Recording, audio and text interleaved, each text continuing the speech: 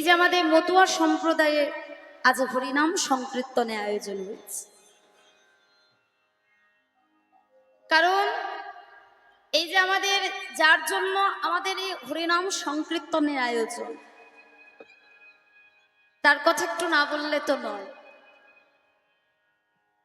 এই যে আমাদের যার আবির্ভাব তিথি, যার জন্য হরিনামের সংকীর্তন, তিনি কে? না, হরিচাঁদ ঠাকুর। তিনি কিন্তু প্রথমে হরিচাঁদ ঠাকুর ছিলেন না, হয়েছে। এই ঠাকুর নামটা কে দিয়েছে? না, আমার আপনাদের মতো ভক্তরা। কেন দিয়েছে? এই হরিচাঁদ ঠাকুর আগেকার দিনে তো মায়েরা জানবেন, যারা ব্রাহ্মণ বৈষ্ণব ছিলেন, মা মন্দির শুনবেন,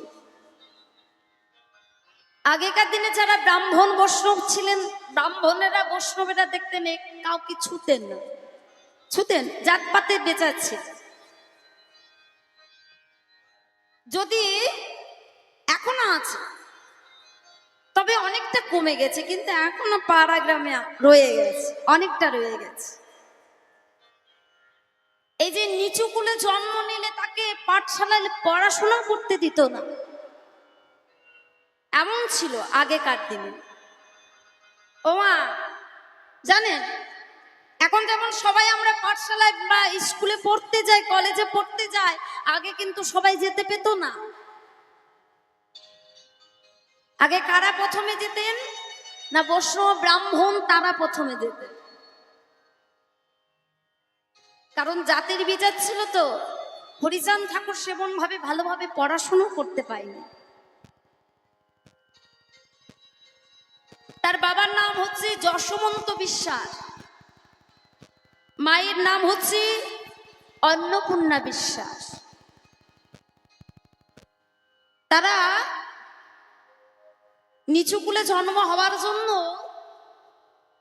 হরিচাঁদ ঠাকুর কিন্তু ভালোভাবে পাঠশালায় পড়তে যেতে পেত না। মাঠে ঘাটে ঘুরে বেড়াতো আর গরু চড়িয়ে বেড়াত। কিন্তু তিনি দেখলেন কি, সমাজে নারীদের স্থান নেই, নারীদেরকে সবাই অবহেলিত করতে শুরু করেছে। কিন্তু তিনি কি করেছিলেন? বলেছিলেন, ওগো, এই যে তোমরা হরিনাম গাইছো, এই যে তোমরা ঠাকুরের নাম গাইছো, এই যে তোমরা ভগবানের নাম গাইছো, সংসারে থেকেও ভগবানের গুণগান করা যায়। এটাই তিনি বলেছে, যে সংসারে থেকে ভগবানের নাম গুণগান করা যায়। আমাদের কলিযুগের ভগবান চৈতন্য মহাপ্রভু, চৈতন্য মহাপ্রভু কি করেছিলেন? সংসার ত্যাগ করে, নিজের মাকে ত্যাগ করে, নিজের স্ত্রীকে ত্যাগ করে সন্ন্যাস গ্রহণ করে চলে গেছে। ও মা, জানা আছে তো? আমাদের কলিযুগের ভগবান সন্ন্যাস গ্রহণ করে চলে গেছিলেন, কিন্তু হরিচাঁদ ঠাকুর বললেন, শোনো, তোমরা যদি হরিনাম করতে পারো, ভগবানকে পেতে পারো, একমাত্র ঘরে বসে সংসার করেও ভগবানের কৃপা পাওয়া যায়। ওনার নামে চারিদিকে ছড়িয়ে গেল। উনি যোগ বলে মানুষের রোগ ভালো করতে পারতেন, এমন তার গুণ ছিল। যোগ বলে তিনি যাদের সন্তান হয়নি তাদের সন্তান হতো, কারো যদি খুবই ব্যাধি হতো, সেই হরিচাঁদ ঠাকুর তাদেরকে ভালো করে দিত, এমন তিনি ছিলেন। তাই এই আজ হরিচাঁদ ঠাকুরের আবির্ভাব উপলক্ষে আমাদের হরিনামের সংকীর্তনে আয়োজন। তাই তিনি যে হরিনাম বিতরণ করেছিলেন, ভক্তদেরকে হরিনাম বিলিয়ে দিয়েছিলেন, মত্ত হয়েছিলেন। এই যে আমরা মাতোয়া সম্প্রদায়ে পেলাম কোথা থেকে?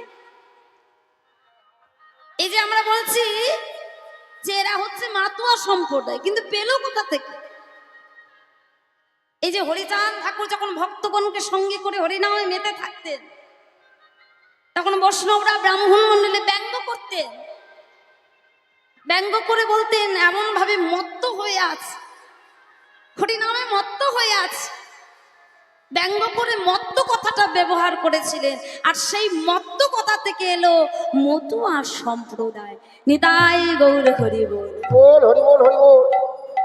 তাই আজ যখন আমরা সবাই মিলে উপস্থিত হয়েছি হরিচাঁদ ঠাকুরের কৃপায়, আজ আমরাও যখন বীরভূম থেকে এখানে এসেছি, তাই সবাই মিলে গাইব। কি বলবো? সবাই মিলে দুটি হাত তুলে, ওমা তুলবেন তো? দেখি সবাই মিলে হরি নাম বলবো। জয় রাধে।